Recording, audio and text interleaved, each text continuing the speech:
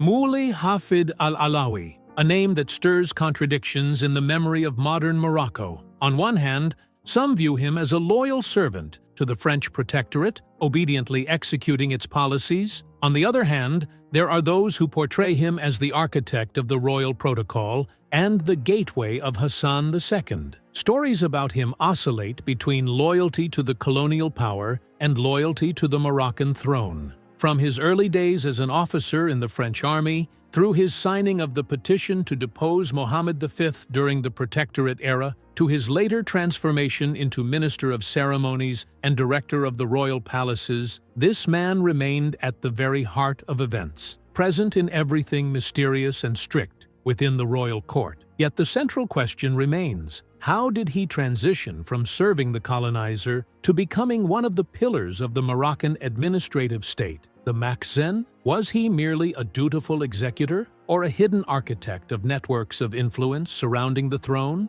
And how accurate are the accusations that linked his name to the years of Lead and the infamous Tazmamart prison? In this video, we will delve deep into the life journey of Moulay Hafid Alaoui, from his military beginnings to his controversial legacy, to uncover how he transformed from a man of shadows into an institutional symbol that left a lasting mark on Morocco's political history. Stay with us until the end, and don't forget to support us by liking the video and subscribing to the channel to receive all our latest updates.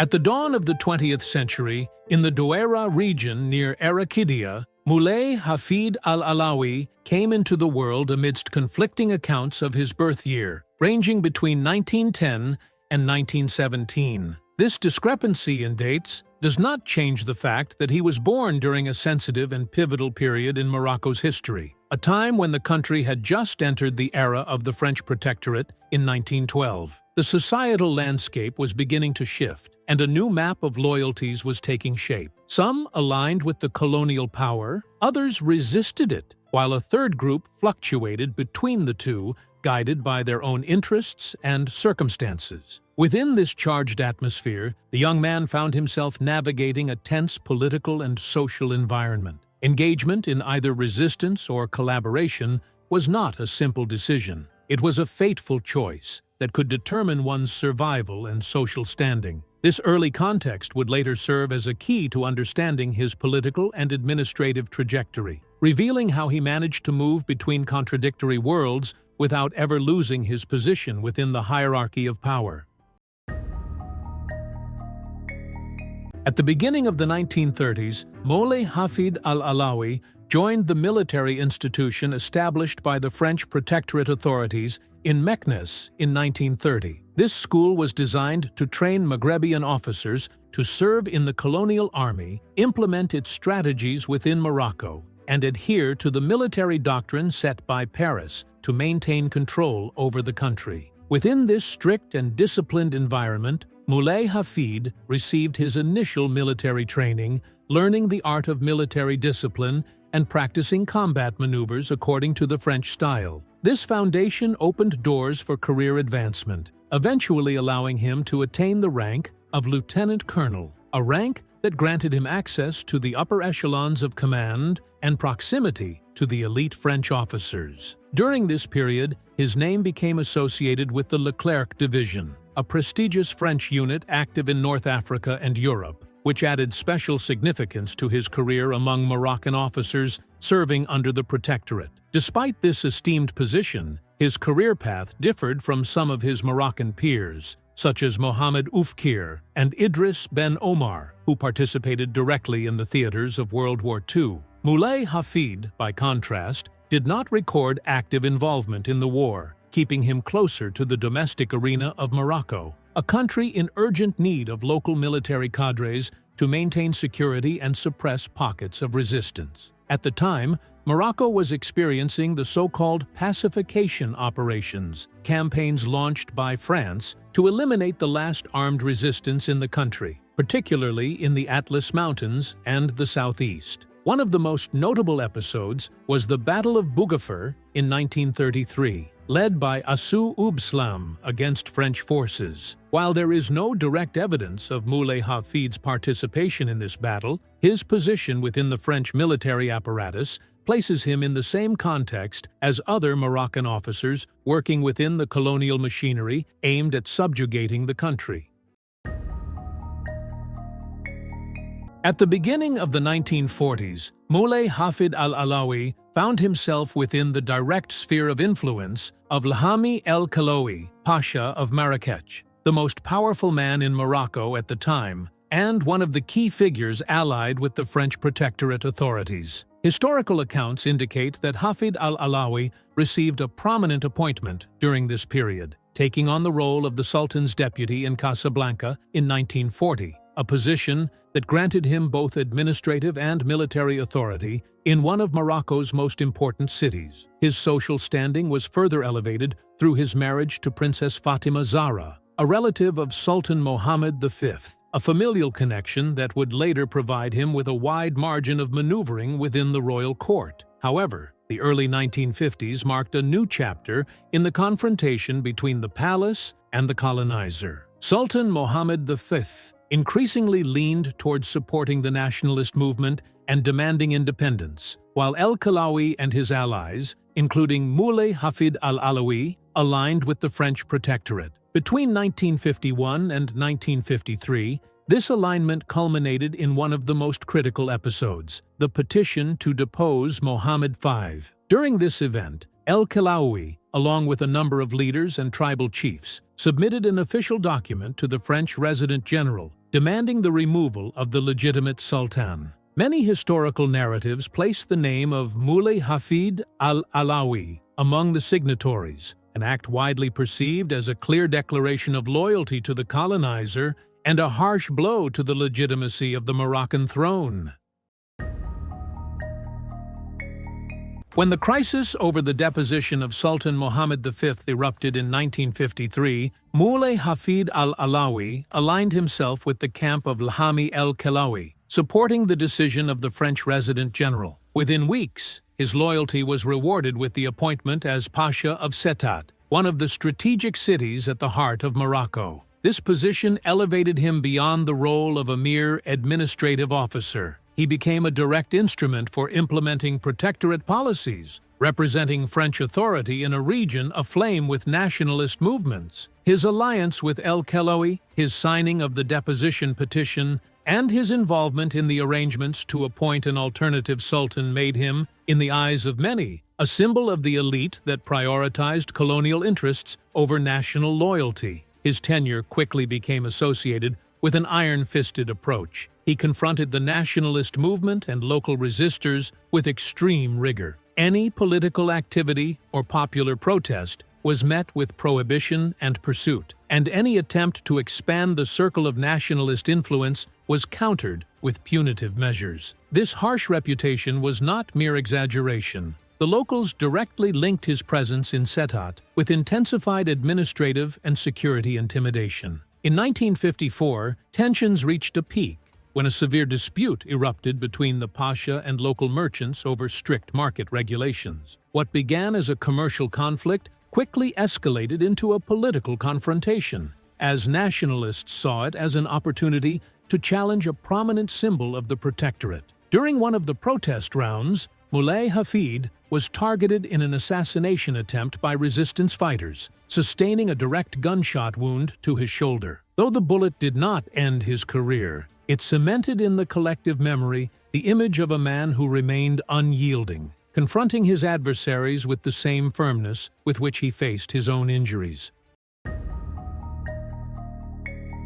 In the autumn of 1955, King Mohammed V returned from exile, bringing with him a renewed legitimacy. The moment of the Baya, Pledge of Allegiance, before the palace transformed into what resembled a public tribunal, a symbolic court in front of the people. In those days, the king's return was far more than a fleeting political event. It was an eruption in popular memory against the symbols of the French protectorate and their collaborators. Dozens of Quides and Pashas, who had been branded as traitors, became targets of public anger, and city squares were transformed into scenes later referred to as the executions of the Qaids. Some officials were publicly humiliated and burned, sending a symbolic message that the era of colonial domination had ended and that popular accountability had begun. Amid this bloody spectacle, conflicting accounts emerged regarding whether Moulay Hafid Alaoui's name was included on the list of those sought for revenge. Yet he escaped under circumstances that remained mysterious, raising multiple questions.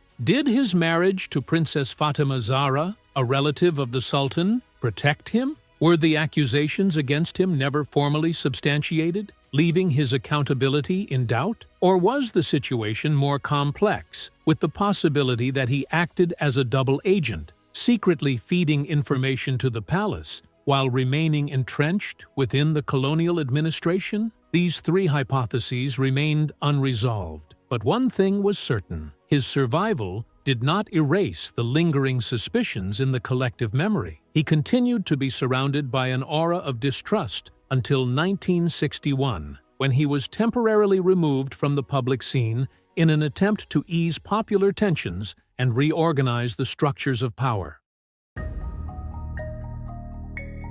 With the death of Mohammed V and the ascension of his heir in 1961, a new chapter began in the history of modern Morocco. King Hassan II assumed power with a vision aimed at rebalancing the structures of authority within the state and surrounding himself with men whose loyalty he could fully trust. It was in this context that Moulay Hafid Alaoui re-emerged, a man who had been viewed with suspicion just a few years prior, but who quickly became a cornerstone of the royal court. Hassan II, who had first met him in Tangier in 1947, drew him closer after independence, and in 1963 he was appointed Minister of Ceremonies and Decorations and Director of the Royal Palaces. With this appointment, he was no longer merely an administrative official. He became the gateway through which anyone seeking to meet or reach the king had to pass. His position embodied a unique sensitivity. He held the keys to the corridors leading to the throne. This protocol was not merely a set of formal rituals, but evolved into a full language of authority, beginning with the smallest details, such as the arrangement of seats at ceremonies, and extending to the etiquette expected when appearing before the king. Some described it as engineering prestige, reflecting the image of the state in the eyes of citizens and visitors alike, while others saw it as layers of moral guardianship surrounding the king, making access to him increasingly difficult. His public image was carefully crafted. He chose to appear in traditional Moroccan attire, djellaba, balga, and tarbouche, despite his military background. This choice served as a clear declaration that his identity had become entirely loyal to the Makhzen, and that his allegiance was no longer to the colonial authority, but to the throne of Hassan II. Thus, he transformed from a controversial figure into the architect of royal protocol, setting strict rules that continue to influence the royal palace institution to this day. His presence was more than mere symbolism. Over time, he became a symbol of rigor and discipline within the palace. Ministers approached him with caution. The royal entourage adjusted their movements to his rhythm, and no document reached King Hassan II without passing through his filter. Whether this portrayal was fully accurate in every detail or somewhat amplified by popular imagination, it contributed to the image of the man of shadows, someone who moved silently through the corridors, meticulously enforcing royal protocol, becoming an unpassable gateway. Consequently, the narrative of fear and awe around his name was cemented, and his role extended beyond ceremonies to crafting a continuous political reverence around the king. The year 1971 marked a turning point in Moulay Hafid Alaoui's career within the palace, as he was promoted to the rank of general during a period when Morocco was experiencing a tense political and security climate. Just a few months later, news broke of the Skhirat coup attempt, considered one of the most dangerous threats faced by King Hassan II.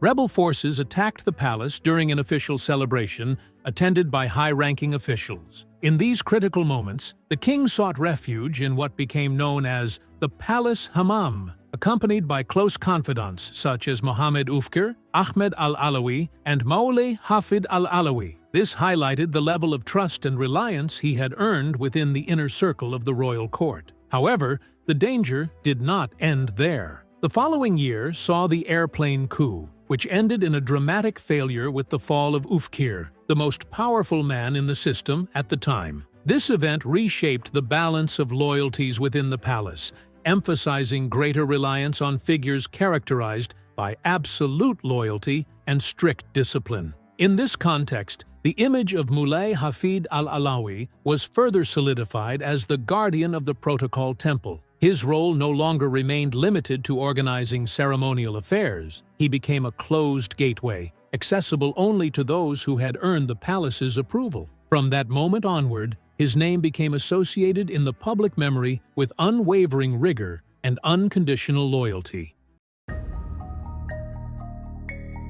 After the shocks of the coups, Morocco entered a period known as the Years of Lead, during which the gap between the state and its opposition widened, and issues of secret prisons and forced disappearances became deeply embedded in the national consciousness. At the heart of this period, the Tazmamart prison assumed a symbolic status, recognized as one of the most prominent witnesses to human rights violations. Survivor testimonies and journalistic accounts frequently mentioned the name of Moulay Hafid Alaoui in this context, suggesting his possible supervision or involvement in certain events. Some accounts went further, claiming that he was among those who carried out the palace's will to close the chapter on Ufkir, following the failed 1972 coup. However, these allegations remained within the realm of circulating narratives, without support from judicial rulings or official documentation. The absence of concrete evidence did not, however, prevent the image of the man from being entrenched in public memory as one of the symbols of severity and strictness during that period.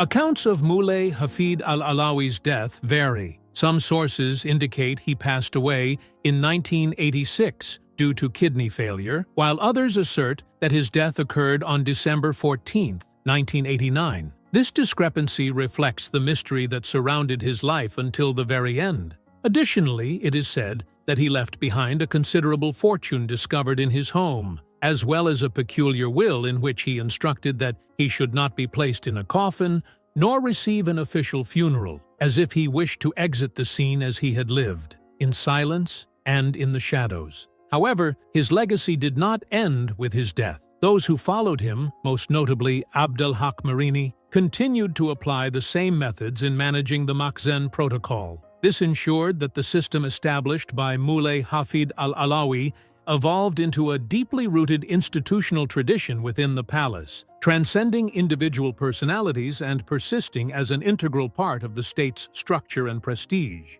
In conclusion, Moulay Hafid Alaoui remains a symbol of shadow influence in Morocco, spanning from the era of the French protectorate to the reign of King Hassan II, where he transformed into the gateway of decision-making and the architect of ceremonial traditions that endured long after him. Despite his controversial passing, his name continues to resonate between fear and reverence, emblematic of a form of power exercised more in the shadows than in the public eye. And with this, we reach the end of today's video. Don't miss the chance to stay updated with all our latest content by subscribing to the channel and activating the notification bell to receive everything new as it comes.